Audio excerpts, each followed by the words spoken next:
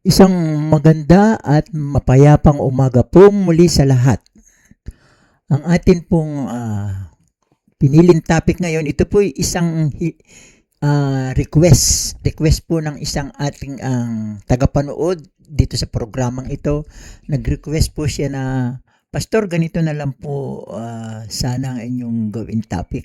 Binigay niya sa akin yung topic at kaya ito ang ating ang ibibigay na mensahe ngayong araw na ito, ngayong umagang ito. Ang pamagat po nito ay Grace that stands, holding fast to faith in a shifting world. Sa Tagalog ay ang biyaya na tumitindig. Manatiling matatag sa pananampalataya sa gumugulong mundo na ito. Ang ating pong mundo ay gumugulo ng gumugulo. Napapalitan ng henerasyon at habang napapalitan, hindi nagtatagal at lumalaoy, gumugulo po ito. Kaya napakahirap po. Kaya pasimulan po muna natin sa isang maikling panalangin. Panginoon, buksan mo po ang aming mga puso sa iyong biyaya. Tulungan mo kaming marinig, hawakan at ipamuhay ang itinuturo ng aming Apostol Pablo upang kami ay maging matatag sa gitna ng mga panahon ng kaguluhang ito. Lord, tinatas ko sa iyo ang aking mga tagapakinig. Ang lahat ng manonood nito ay i-bless mo, Panginoon. At Lord God, patuloy mo rin po akong gamitin. Yes, Lord God, at alisin mo ang lahat ng balakid, lahat ng plano ng masama para sirain ang mga planong ito. Ito po ang aking dalangin sa pangalan ni Jesus. Amen, amen. Alam niyo mga kapatid, sa mga nangyayari ngayon, talagang ikaw ay manlulumo, ikaw ay manghihina, at ikaw ay manlalata. Manghihina ka dahil hindi na kaya ng iyong kaisipan ang gumugulong takbo na ito ng ating mundo. Nabubuhay tayo sa isang mabilis at nagbabago at kadalasang magulong henerasyon. Ito na po yun. At yan naman po ay nakalagay din sa ating aklat ng Biblia. Yung mga huling panahon. Tayo po ay sumasapit na dito sa kung tawagin sa Biblia ay nasa huling panahon na tayo. Kawalan ng katiyakan sa ekonomiya. Ang ating ekonomiya, pinaglalaroan na lang tayo. Pressure sa kultura, kaguluhan sa politika, lalo na po ang politika ngayon, lalo na dito sa Pilipinas. Pag nagbubukas ako ng balita tsaka doon sa YouTube, yung ibang mga nai-interview, sabi nila kung malaki lang daw ang kanilang ipon, sa ibang bansa na sila maninirahan. Maaring ganun din sa ibang bansa, pero hindi naman mas malala na katulad ng nangyayari sa atin. Dito sa atin talagang pakapalan na ng mukha. Makakapal ng mukha ng mga politiko. Hindi naman sa nila lahat, pero hindi nila inuuna ang kahirapan ng mga mamamayan, ang kanilang mamamayan. Sila nga ang pinagkatiwalaan na iluklok natin doon sa mga upuan ngayon, pero wala. Sila yung mga inutil. Habang ang mga bilihin ay tumataas, habang na-expose yung mga katiwalian nila, lalo naman nilang sinasaraduhan ang kanilang mga puso't isipan doon sa mga dapat ay gawin nila, tulad nitong sa mga bilihin na hindi na po kayang ng bulsa ng mga mahihirap na mamamayang Pilipino. Kaya ang iba po ay lalo nang nakakaisip na gumawa ng masama.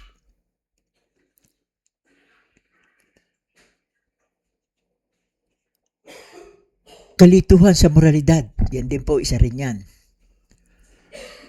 At mga personal na krisis.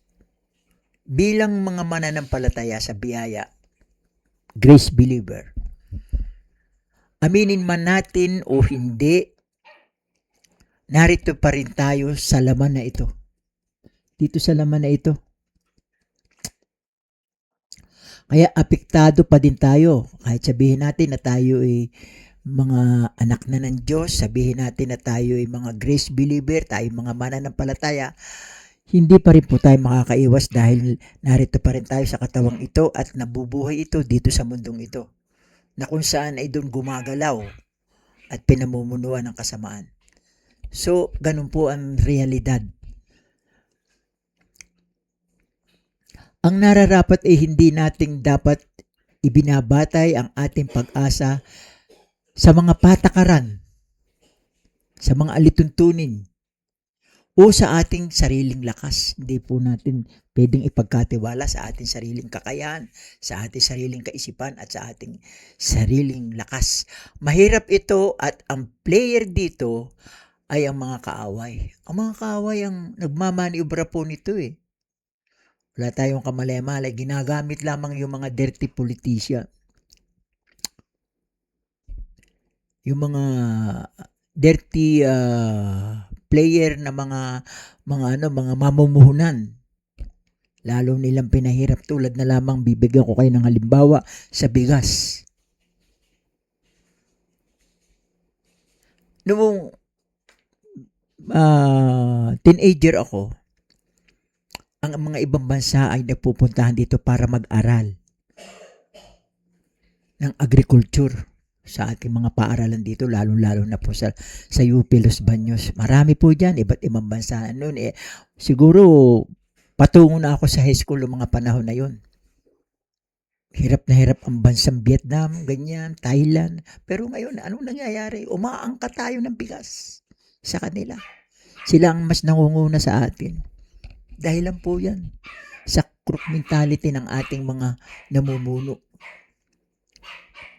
Wala silang hinangad kundi ang sarili nilang kapakanan. Pera, pera, pera. Yan po ang katotohanan.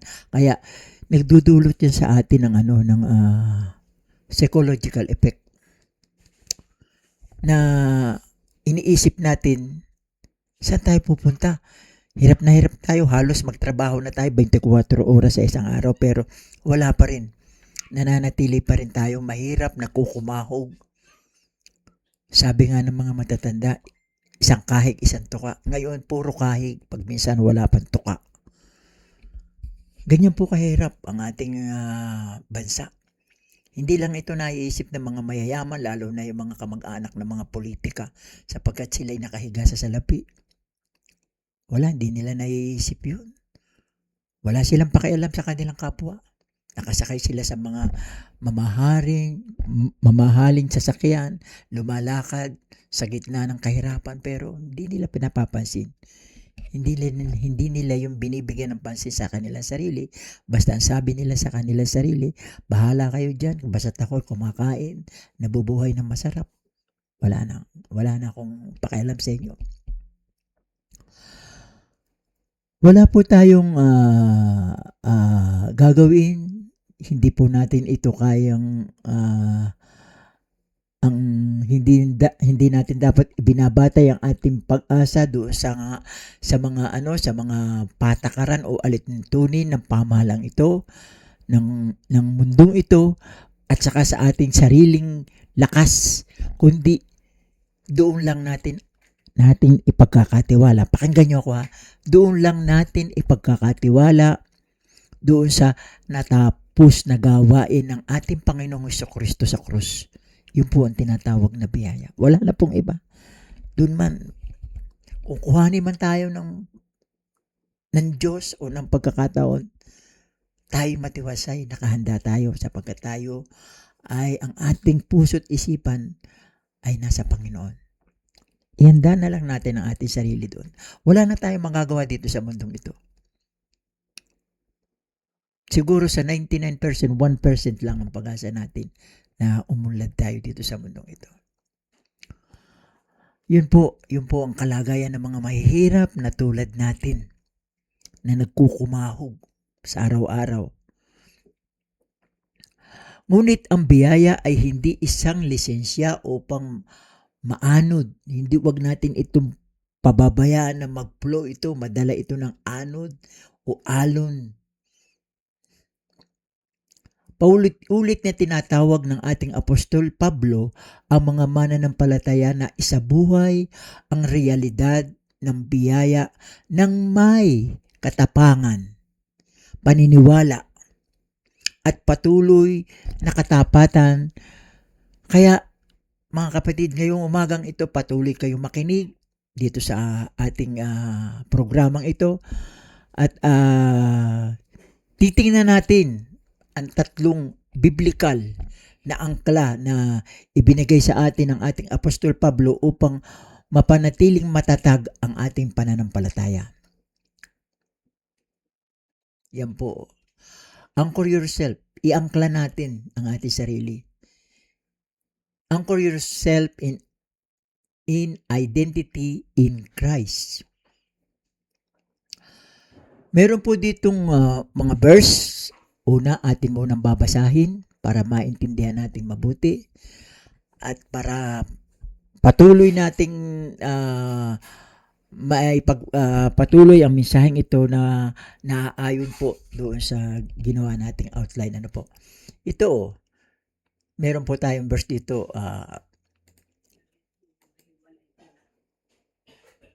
Romans 6:1-4. Anong sinasabi sa Romans 6:1-4?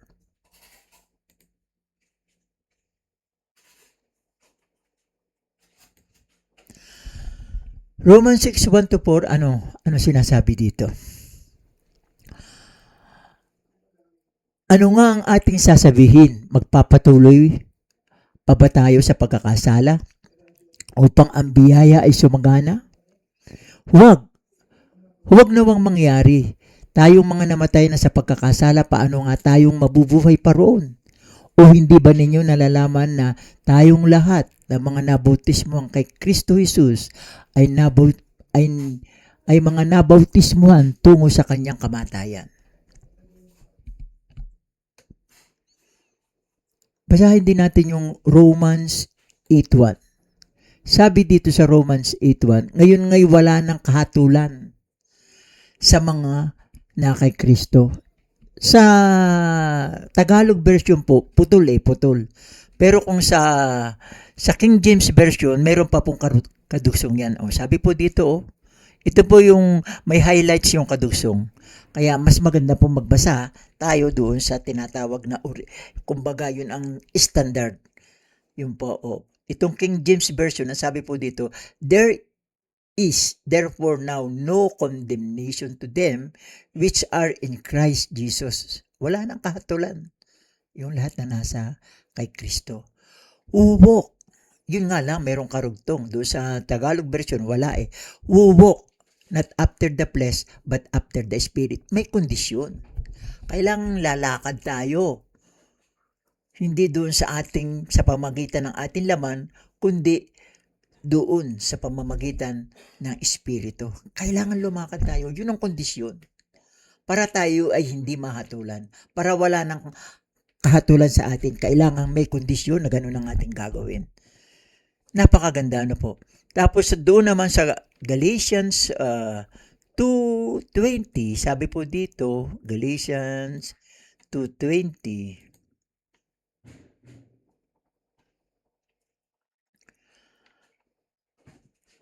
and are built upon the foundation of the apostles and prophets, Jesus Christ Himself being the chief cornerstone. Yan po. Yung iaangkor natin yung ating sarili dito sa tatlong verse na ito. Para po maging matibay at meron tayong panlaban, meron tayong hope, meron tayong inaasahan kahit na anumang kaguluhan ang dumadating ngayon sa panahon natin at sa mundong ito. Hindi na po natin ito maiiwasan dahil ang tao ay pasama ng pasama. Habang hindi nila nakikilala ang kabutihan na ginawa ng ating Panginoong Jesucristo sa krus, hindi po sila mababago. Wala pong pagbabago dyan. Yung ang iba nakakakilala na pero ang tagal ng transformation. Ay di lalo na yung mga ganid sa pera. Yung mga matatalinong tao, pinagkalooban ng katalinuhan, pero sa iba nila ginagamit sa pansarili nilang kagustuhan. Patuloy silang gumagawa ng masama, wala silang pakialam na gumawa ng mabuti sa kanilang kapwa. Dahil yun ang sinisigaw ng kanilang budi, yun ang kanilang gusto. Ang humiga sila sa karangyaan, ang humiga sila sa salapi. So yun po, pagpatuloy natin mga kapatid. Yan o. Ano dito yung main idea ni Apostle Paul, kaya niya sinabing anchor yourself in identity in Christ. Yan po yung kanyang main idea.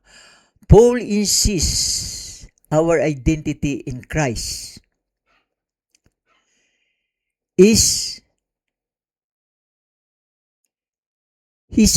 Paul said na ganito, Paul insists our identity is reshaped by union with Christ. Tayo ay patay na sa ating mga kasalanan. Buhay sa Diyos. Tayo patay na sa ating mga kasalanan. Once na pinaniwalaan mo yung natapos na ginawa ng ating Panginoong Kristo sa krus, na siya'y namatay at muling binuhay pagkatapos ng 3 araw, automatic na ang iyong kasalanan inabura na rin. At kailangan ngayon, ang kailangan ngayon, lalakad ka na naaayon sa Espiritu, sa kanyang Espiritu.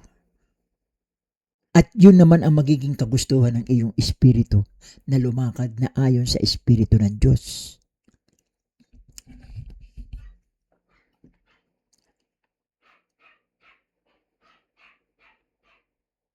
Tayo ay patay na sa kasalanan, buhay sa Diyos. Nagbabago ang mga kahulugan ng mundo mula sa masama, nagiging masama, at pasama pa ng pasama. Ngunit ang hatol ng Diyos, pakinggan niyo mabuti, ang hatol ng Diyos ay mananatili, hindi mababago, magpakailanman. Kung ano ang kanyang sinabi, ganun pa rin hanggang sa katapusan.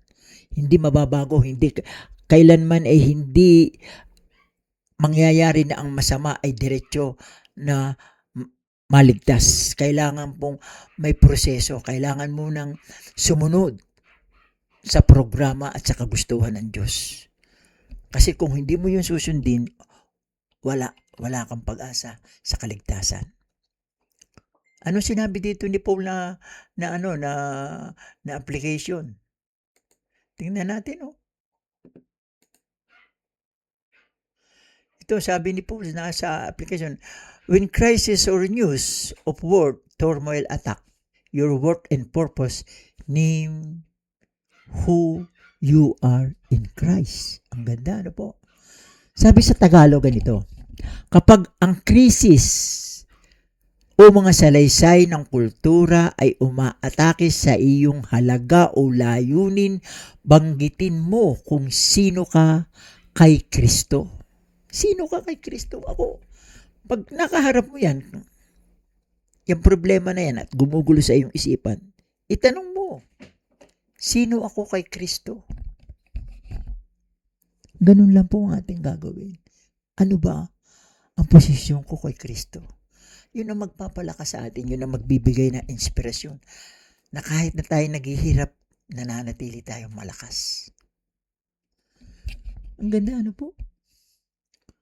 Ito. Practical step.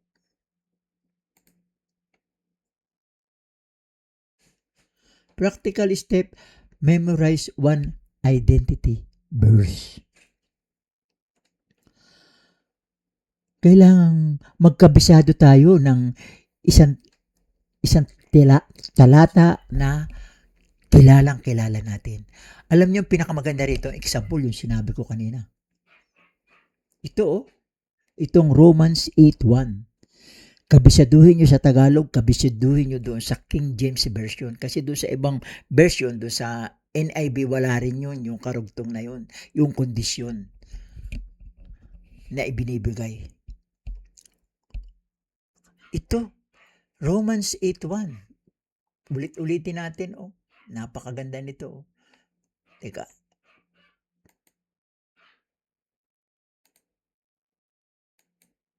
Yan o, Romans 8:1. Ulit-ulitin natin. Therefore, there is therefore now no condemnation to them which are in Christ. Kondisyon. Who walk not after the flesh, but after the Spirit. Yan ang magpapalapak sa iyo. Yan ang mag-motivate sa iyo. Na sige lang, okay lang, sige, kahit na magulo ang politika, kahit na magulo ang mundo, kung ano-ano na natin nababalitaan, gera sa Iraq, labanan ng Israel at saka ng mga Palestino, labanan ng Israel at saka ng mga Lebanese, labanan ng Israel at saka mga Hamas. Patuloy lang tayo sa mundo. Patuloy ang korupsyon ng mga ating mga politician. Patuloy ang imbestigahan na talagang nakakarindi na sa tainga. Yun ang magiging inspirasyon natin. Lagi nating i-recite. There is therefore now no condemnation to them which are in Christ Jesus, who walk not after the flesh but after the Spirit. Yan po. Di magagampanan natin ang ating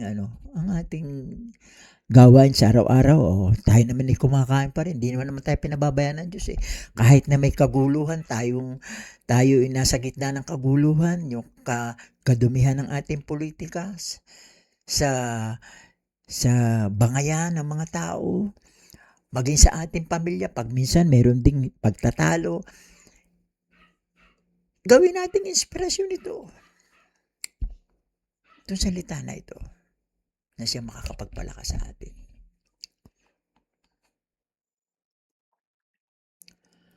Yan, dumako naman tayo sa ating point 2. Yan, point 2 natin.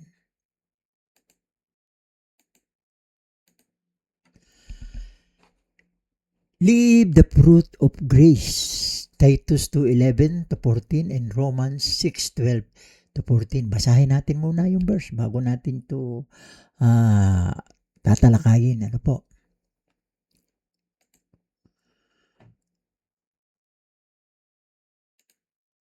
Yan o. Titus 2:11-14. Yan. Titus 2:11-14 sabi dito, for the grace of God that bring salvation had appeared to all men. Nagpakita na sa lahat ng sangkatauhan. Teaching us that denying ungodliness and worldly lusts, we should live soberly, righteously, and godly. Soberly, righteously, and godly in this present world. 13. Looking for that blessed hope and the glorious appearing of the great God and our Savior Jesus Christ, who gave himself for us that he might redeem us from all iniquity and purify unto himself a peculiar people, zealous of good work. Ito maganda itong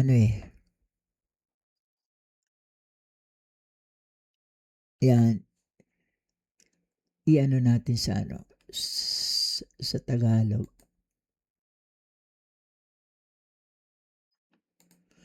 Itong 2:12. Sabi dito sa 2:12 na nagtuturo sa atin na matapos itakwil ang kasamaan at mga makamundong pagnanasa. Biro nyo, itakwil ang kasamaan at sa mga mundo. Kasi kung ikaw ay isang politician at ikaw ay isang grace believer, naintindihan mo yung ginawa ni Kristo sa krus. Hindi ka makakagawa ng masama. May kukontrol sa buhay mo Pero nagtataka ako. Ang daming mga Kristiyano doon sa Senado. Pero ginagamit sila ng kasamaan. Hindi sila ginagamit ng Diyos. Hindi na ako magbabanggit ng pangalan. Ginagamit pa nila ang Diyos para sila ay lalong kumita ng maraming pera. Naku, talagang kung mahina mahina ang ating pananampalataya, talagang magugupo tayo. Magugupo tayo. Ito ay dapat tayong mamuhay ng may katinuan. Biro nyo yan. Yan ang kapalit Uulitin ko ha. Pasimulan natin sa 11.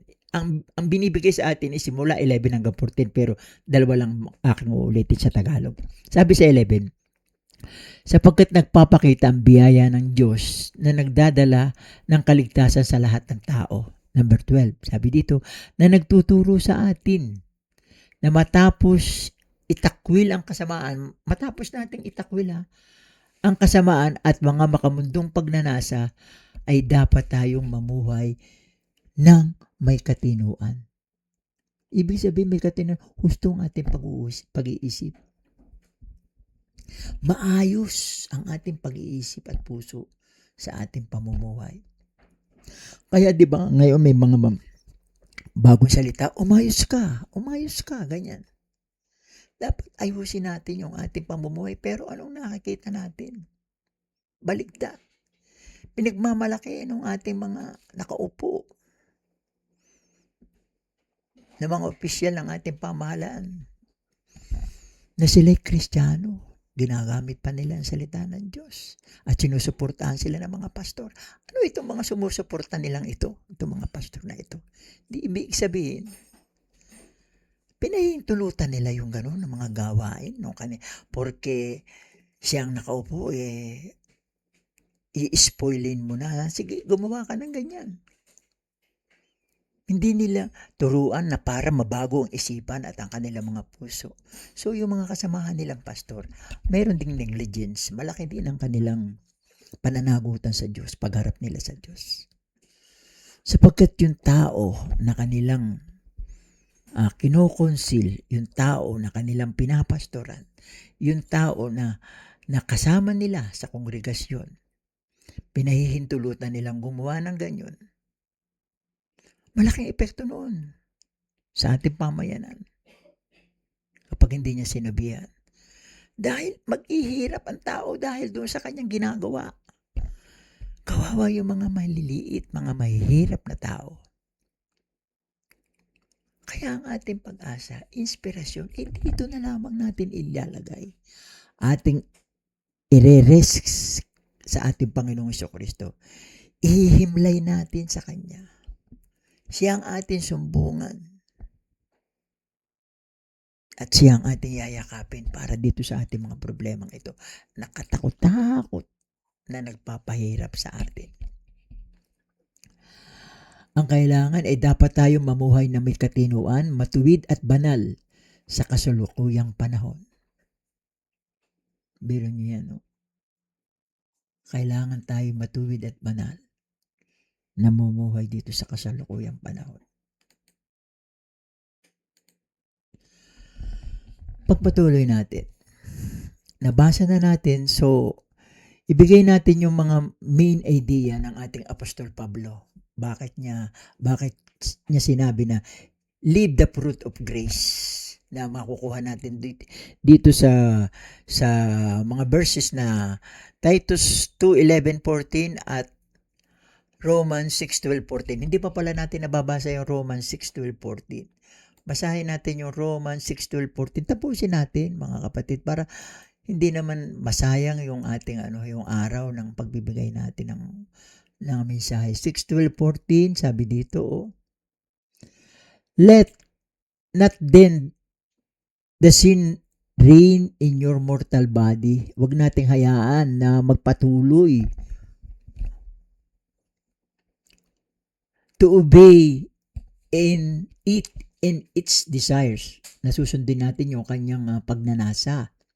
Romans 13, sabi dito, neither present you your members instrument of unrighteousness to the sin, but present yourself to God as living out of the dead, and your members instrument of righteousness to God. For sin over you shall not have lordship, for you are not under the law, but under the grace. Uy, napatay pala natin, oh. Yan, oh. For sin over you shall not have lordship, for you are not under the law but under the grace. Itong 6:13 ating uulitin sa Tagalog, ano? Medyo maganda ito sabi dito sa 6:13, sabi sa Tagalog, at huwag ninyong ihandog ang mga bahagi ng inyong katawan sa kasalanan. Ibig sabihin yung ating mga mata, bibig, kamay, paa, katawan. Huwag nating ihandog sa kasalanan bilang kasangkapan ng kasamaan tungo sa kasalanan. Kundi ihandog ninyo ang inyong sarili sa Diyos. Ang ating buong pagkatao, ihandog natin sa Diyos. Na tulad sa mga buhay mula sa mga patay, at ang mga bahagi ng inyong katawan bilang kasangkapan ng pagiging matuwid, righteousness, tungo sa Diyos.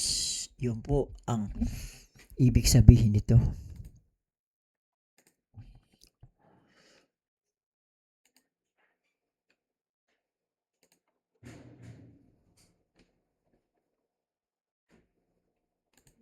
Yan. Live the fruit of grace. Holy conduct flows from grace. Sabi dito, yung main idea ng ating Apostol Pablo, yung ating main idea dito, hindi kaya sa atin lahat. Sabi dito, ang pangunahing idea dito, ang biyaya ay nagliligtas at nagsasanay sa atin. Siya yung nagsasanay sa atin, sinasanay tayo sa pamamagitan ng grace. Kaya wag nating wag nating ilalayo ang ating sarili sa grace. Talagang dapat lagi nating ididikit. Yayakapin natin yung grace, yung panuntunan ng grace. Ito ay nag-uudyok sa matuwid na pamumuhay, hindi sa pamamagitan ng pagsunod sa batas para sa pagsang-ayon, kundi bilang pasasalamat na tugon sa ginawa ng ating Panginoong Kristo sa ating buhay. Siya ay namatay, siya ay pinako sa krus, namatay, muling nabuhay pagkatapos ng 3 araw. Ang lahat ng iyan ay para sa katubusan ng ating kasalanan. Sampalatayanan natin yan. Yan ang tinapos na gawain ng ating Panginoong Kristo sa krus para sa ating kaligtasan. Yan po. Paano natin ito i-apply? Yan o, nariyan o, yung application, basahin nyo yung application. Sabi dito, sa halip na subukang gumawa upang makamit ang pabor ng Diyos, itaguyod ang mga gawi, yung mga nakagawian natin na nagpapakita ng pasasalamat. Kailangan doon sa ating gawin, makitang tayo nagpapasalamat sa Kanya. Ano ang ating gagawin? Tayo manalangin, tayo magbago, baguhin natin ang ating isipan mula sa masama patungo sa kabutihan.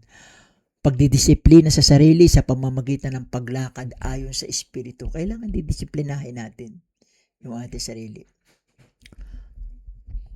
Opo. Hindi po yun sa paggawa, kundi sa pagdisiplina. Kasi mangyayari po ito after na ng ating salvation. Kailangan may response tayo kung ano naman yung alituntuning ibinibigay sa atin ng biyaya, ng grace. Magre-response tayo. So, kailangan disiplinahin natin ang ating sarili. Tayo lumakad ayon sa banal na Espiritu. Ano yung practical step dito? Ang practical step dito ay palitan ng isang mapaminsalang gawi, yung ating mga dating gawi, yung ginagawa natin noon nang tayo ay hindi pa nako-convert.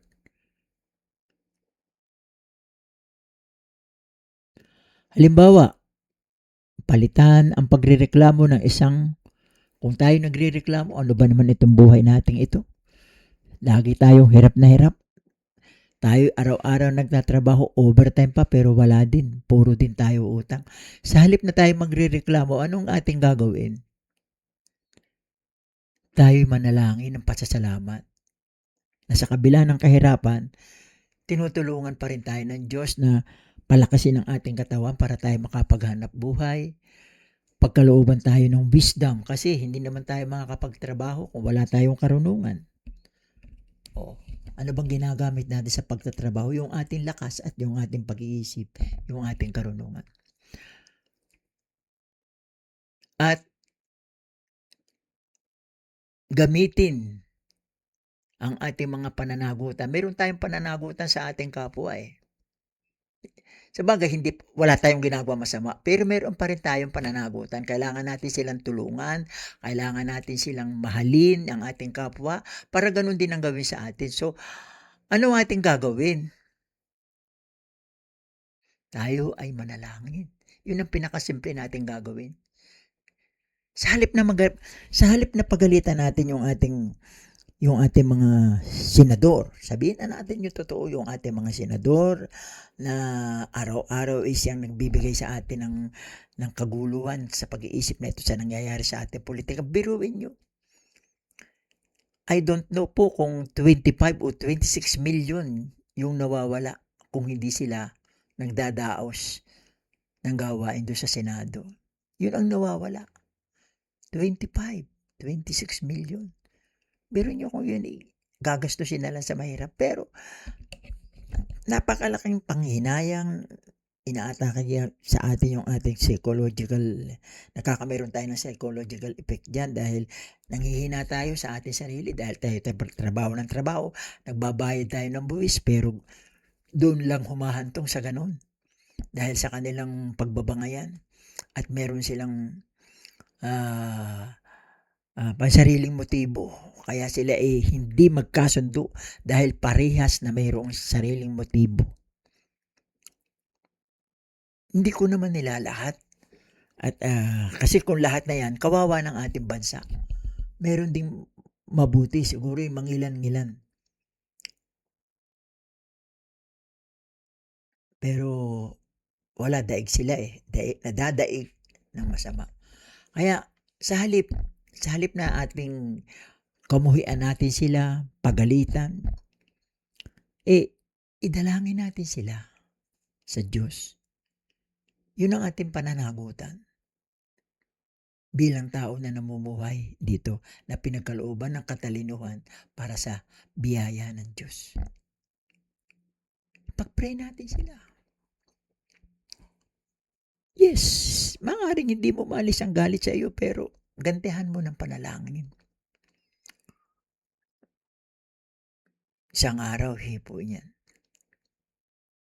Sapagkat mas mahirap naman lalo kung yung ating bansa ay magkakameron ng war, magkakameron ng civil war, o magkakameron ng kaguluhan, demonstration dito, demonstration doon. Lalo na tayong maghihirap niyan. Lalo yung ating kakarampot na nga kinikita ngayon, baka wala na ring halaga kapag ka nagkameron ng ganun. At kawawa yung ating mga anak, yung ating mga apo na maliliit pa kung magganon na mangyayari. Kaya hindi na rin natin lamang ito maiiwasan. Gantihan natin ang panalangin. Panalangin natin sila.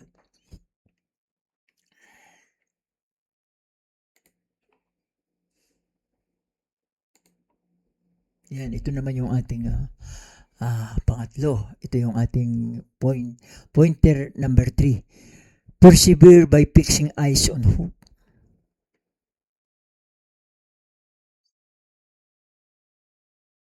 Meron tayong verse of Philippians 3:12-14, Philippians 4:4-7 at 1 Thessalonians 5:11-18. Sige, basahin natin para wag na natin palitan itong Tagalog para tuloy-tuloy na lang tayo. Kaya nga lang yung pagminsan mayroong nauumit po mga kapatid na nahihirapan tayo na ipaliwanag kung may nauumit. Philippians 3:12-14. Sabi dito, Philippians 3:12-14, hindi sa ito'y aking nakamit na o ako'y sakdal na, kundi nagpapatuloy ako upang iyon ay aking maabot. Kung paanong ako ay inabot din ni Kristo Jesus. Mga kapatid, Hindi ko na inaaring naabot ko na, ngunit isang bagay ang ginagawa ko. Nililimot ko ang mga bagay na nasa likuran at tinutungo ang mga bagay na sa hinaharap. Yun ang dapat natin maging mentality, no? Kalimutan na natin yung nakaraan. Huwag natin patagalin, huwag natin laging isip-isipin sapagkat yun ang magpapahina sa atin, magpapalugmok sa atin pag lagi nating iniisip yung mga nakaraan na hindi maganda sa ating buhay, na hindi maganda sa ating kapaligiran. Limutin na natin. Kung naaatim nila na sila magkapera na magkapera, babayaran nila yan pagharap nila sa Panginoon. Lalo-lalo na yung mga taong gumagamit pa ng salita ng Diyos, mga taong nagpapakilalang sila'y Kristiyano, mga taong nagpapakilalang sila maka-Diyos pero ginagamit nila yung kanilang mga katalinuhan sa kasamaan. Pagharap nila sa Panginoon, babayadan nila yan. Opo ma'am, babayadan po nila. Hanggat hindi nila binabago ang kanilang buhay, babayadan po nila yan. So 14, ano sabi sa 14? Nagpapatuloy ako tungo sa mithiin para sa gantimpala ng dakilang pagtawag ng Diyos kay Hesukristo. Magpatuloy tayo. Yan tungo sa ating mga mithiin. Sige, pakita natin kung paano ito kung paano ibinigay dito yung yung pinakamagandang main idea dito. Sabi dito, ang pangunahing idea dito, buksan natin yung yan. Yan yung pangunahing idea.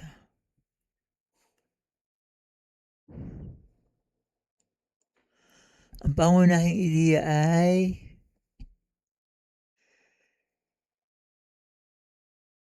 ipinakita sa atin ni Pablo na ang matibay na pananampalataya ay nagmumula sa pag-asa sa pagbabalik ni Kristo at mula sa paghihikayat sa isa't isa sa loob ng panambahan, sa loob ng simbahan. Kailangang ipakita natin yung mithiin ni Pablo kasi yung lahat namang mithiin ni Pablo, yung i-revelation sa kanya ng ating risen Lord Jesus Christ. Kasi hindi naman si Apostol Pablo makakagawa ng ganito o makakapagsabi ng ganito, makakapagsulat ng ganito kung walang revelation sa kanya ang ating Panginoon Kristo. Dahil alam nyo, ang ating Apostol Pablo dati yung kalaban ng ating Panginoon Kristo sa kanilang mga adhikain. Dahil ang ating Apostol Pablo, ang dati niyang pangalan is Saulo. No? Siya ay Pariseo pa, Saulo. Tapos na-convert siya, ginawa siyang Pablo. Yun po. So, anong magandang application dito, mga kapatid?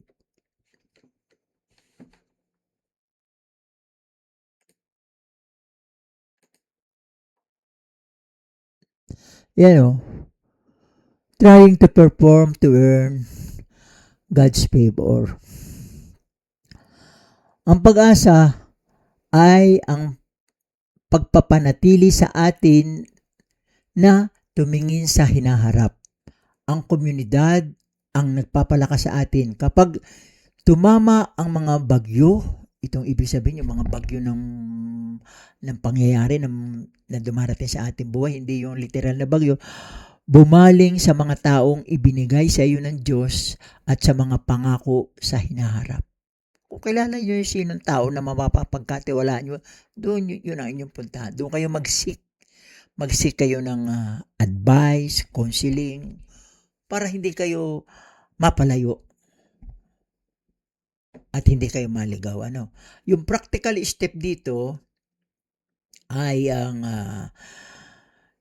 bilang isang mananampalataya, magsagawa ng paghihikayat, panalangin at praktikal na pangangalaga. Kailangan tayo magkatulong-tulong, tayo magkaisa, magbikis-bikis para tayo lalong lumakas. So, punta tayo dito sa point 4 na tayo. Narito na yung sabi dito Narito na yung Anchor, the fruit of grace, live the fruit of grace, holy conduct, fix eyes on hope, persevere in faith, at ito naman, guard your mind, renewed thinking. So ano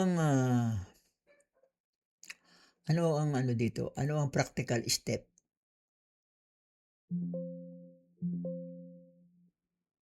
Ano bang ano nito? Yan. Guard your mind. Yan. So, ano main idea dito?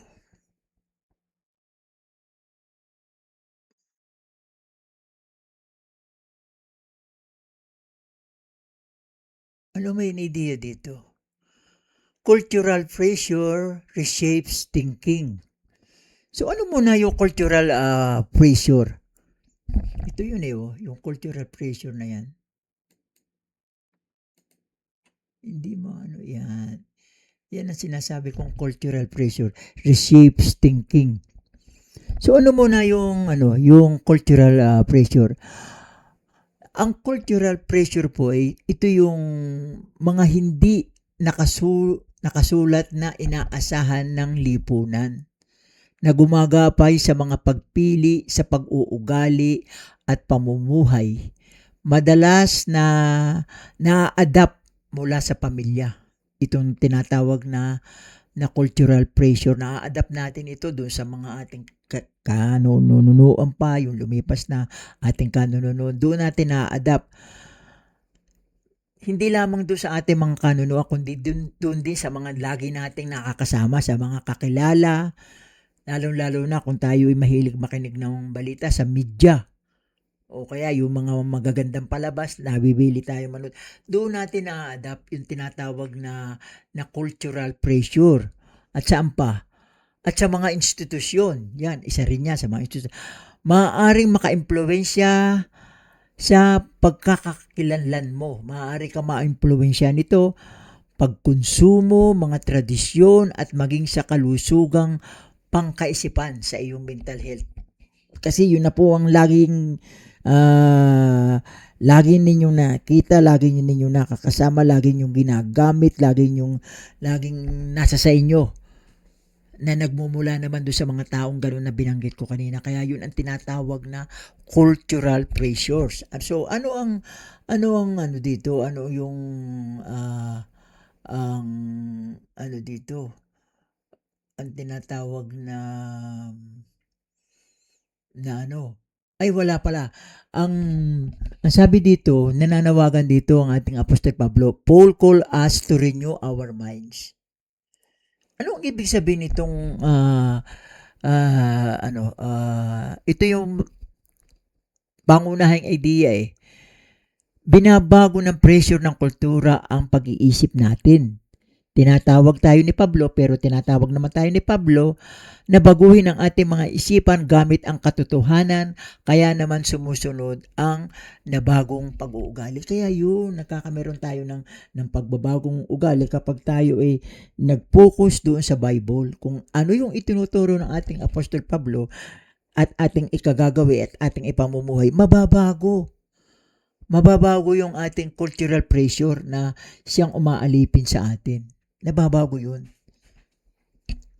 Ang ganda ang ganda ng talaga para hindi naman tayo masyadong manlumo sa mga nangyayari ngayon, po. So yung practical step dito.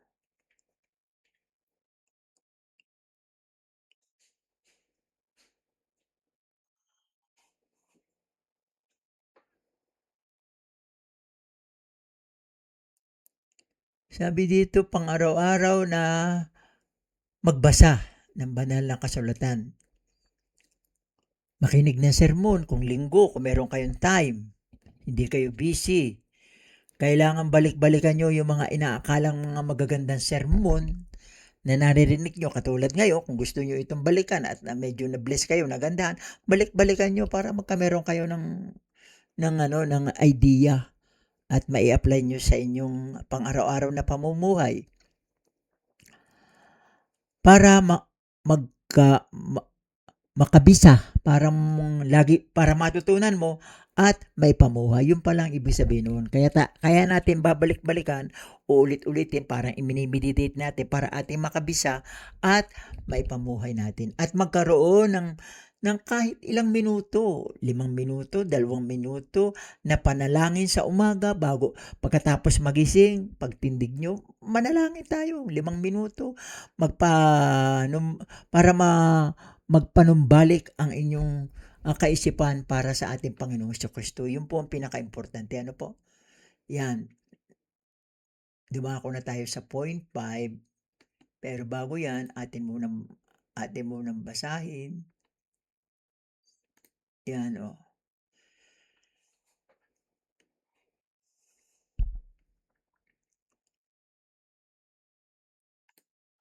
Yan o. Remember grace in suffering. O, nakikita natin yung picture.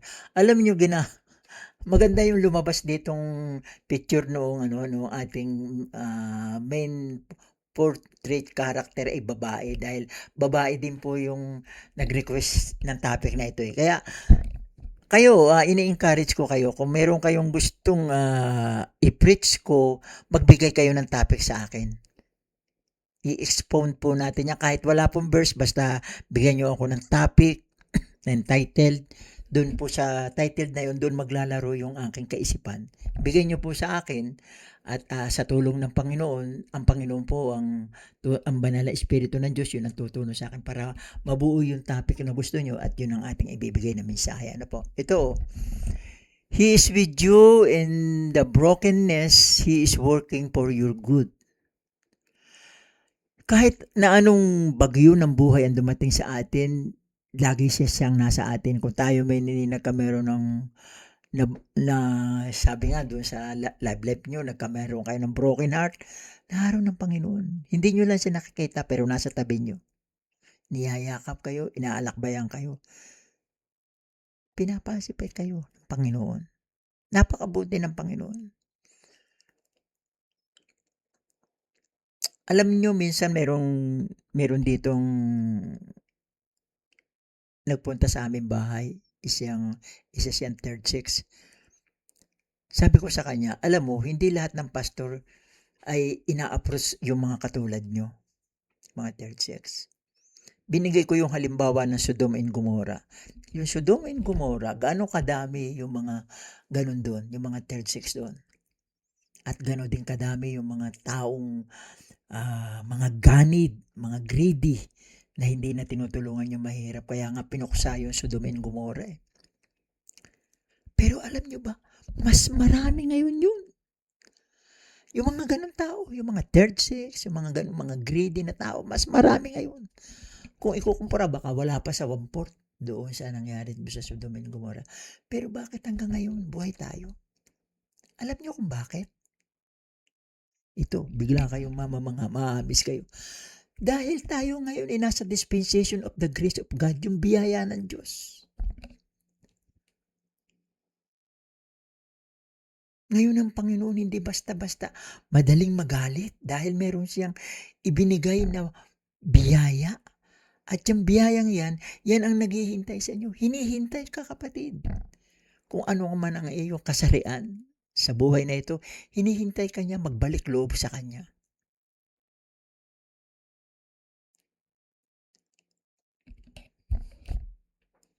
Hinihintay ka niya para mabago ang iyong buhay at mapabilang ka sa mga maliligtas.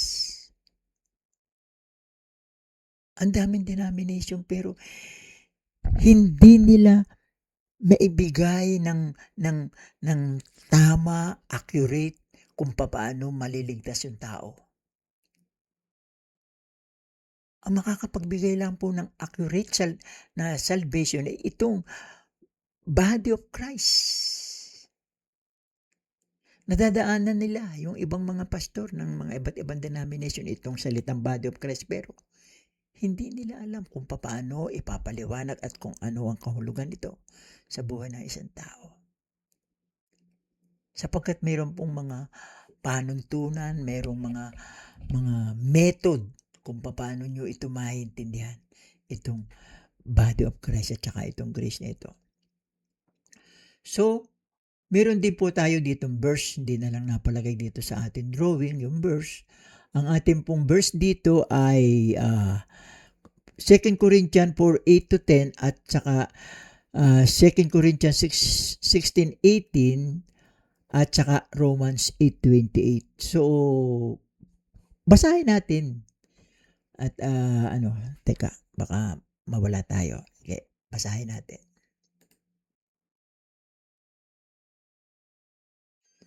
Second Corinthians 4:8 to 10. Second Corinthians 4:8 to 10.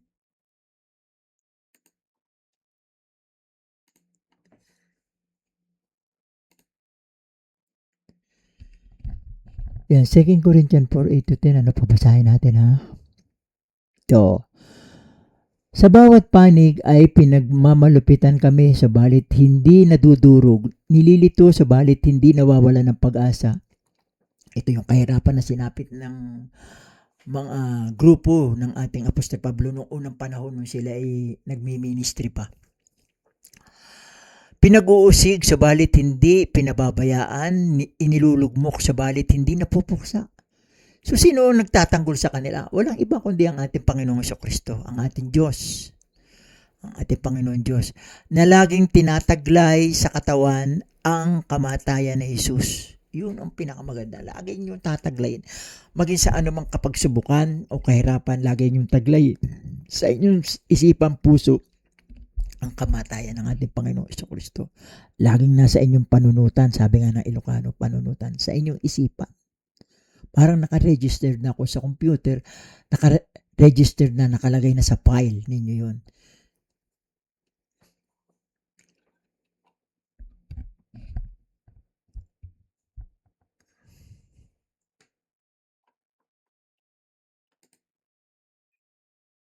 Nawala tayo ha. 8 to 10. Nasa 8 na ba ito sa bawat? Nililito sabalit hindi nawawalan, pinag-uusig sabalit hindi pinababayaan, inilulugmok sabalit hindi napupuksa, na laging tinataglay sa katawan ang kamatayan ng ating Panginoong Jesucristo upang ang buhay ni Jesus ay mahayag din sa aming katawan. Yun, ang ganda na po.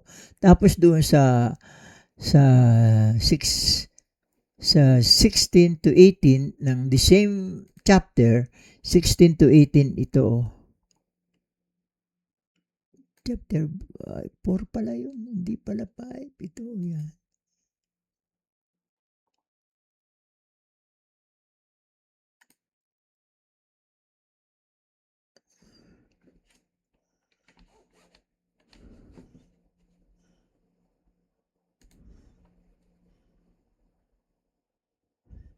(16 to 18) ito. Kaya't kami ay hindi pinaghihinaan ng loob. Hindi sila nasisiraan ng loob dahil nga doon lagi nasa isipan nila at puso yung kamatayan ng ating Panginoon Jesucristo. Bagamat ang aming panlabas na pagkatao ay nabubulok, mamamatay tayo Kaya ibig sabihin nabubulok. Ang aming panloob na pagkatao ay binabago sa pang-araw-araw. Alam niyo dito sa ating pagkatao mga kapatid, meron na po tayong tinatawag na new man, yung ating bagong pagkatao. Yun ang espiritu na ibinigay sa atin ng Diyos na namumuhay dito sa ating sariling pagkatao. Na yun ang naghihintay ng katubusan pagdating na rapture. Oo. Tapos itong katawang ito, babaguhin na ito ng panibagong katawan, yun, magsasama uli yun. Yung new man na yun ang magpipresensya doon sa lugar ng ating Panginoong Jesucristo. Pagkatapos na rapture. Sapagkat hindi kami tumitingin sa mga bagay na nakikita, kundi sa mga bagay na hindi nakikita. Sapagkat ang mga bagay na nakikita ay may katapusan, subalit ang mga bagay na hindi nakikita ay walang katapusan. Biro nyo yan, di ba? Yan So, ano dito yung main idea?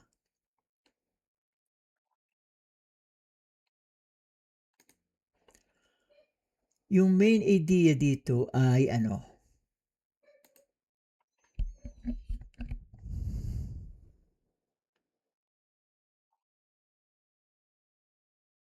Paul does not promise a trouble-free life. Talagang hindi naman eh. Talagang itong buhay natin dito, hindi po magaan. Talagang mahirap.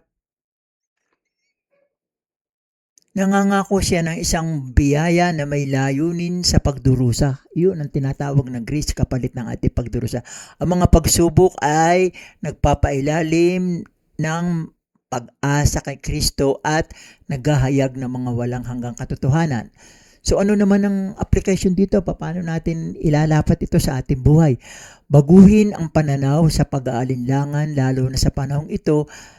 Kahit saang kabumaling, nakikita mo ang kaguluhan, pagbaksak ng ekonomiya sa ating komunidad, pamayanan, bansa at maging saan mang lugar ng mundo. Sa halip, gawin natin ang lugar na ito para sa biyaya, para magkapuwang sa biyaya. Malagyan ng puwang para sa biyaya. Ang isang lugar na may tanda ng kawalan ng Diyos, gumawa ng doon natin, kung saan yung lugar na walang tanda ng Diyos, doon natin ilalagay yung puwang ng biyaya. Yun po ang ibig sabihin noon. Gumawa ng isang spiritual na talaarawan, ano ang itinuturo sa iyo ng Diyos sa pamamagitan ng paghihirap. Magsulat kayo. Ano bang itinuturo ng Diyos? Hanapin nyo sa Bible, magkameron kayo ng self-study sa Bible. Kaya nga tayo binigyan ng wisdom tayo nga lagi pang napapagod sa pakikitungo doon sa atin at sa pagbabasa at panonood sa Facebook. O bakit hindi tayo magbigay ng panahon para naman sa salita ng Diyos? Ituon natin ang ating pag-iisip. Ano yung practical step? Kapag practical na hakbang, ito po yun. Kapag dumating ang krisis na nagdudulot sa iyo ng kahinaan, magbanggit ng isang bagay na maaaring itinuturo sa iyo ng Diyos at gumawa ng mga paraan upang makapaglingkod ka sa iba. Kahit na nahihirapan ka pa. Biro niyo yun. Kahit na nahihirapan ka pa, maglingkod ka, magbigay ka ng payo, magbigay ka ng advice, sapagkat ikaw ang malakas sa pagkakata mo yun at yung iyong kapatid ay nanghihina, magbigay ka ng advice.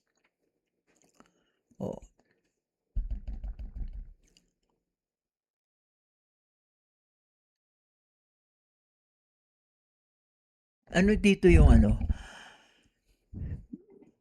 basahin natin ito. Ito yung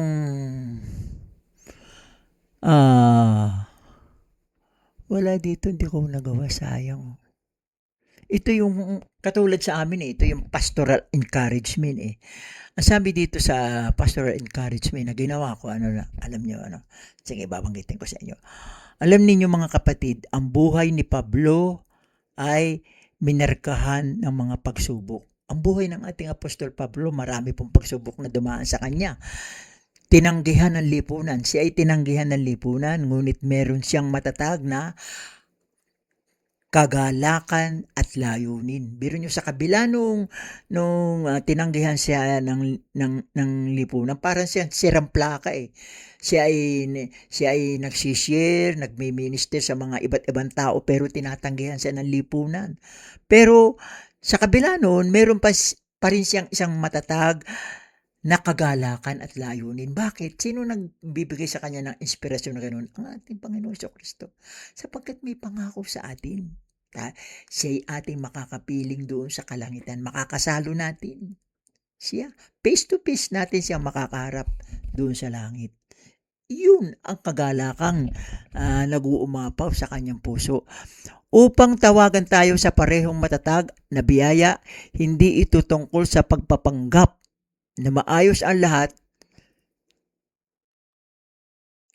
pero ang tunay na realidad, kasi pag minsan nagpapanggap tayo na maayos na lahat, pero ang tunay na realidad, kundi tungkol sa pag-aangkla sa kung ano ang hindi nagbabago.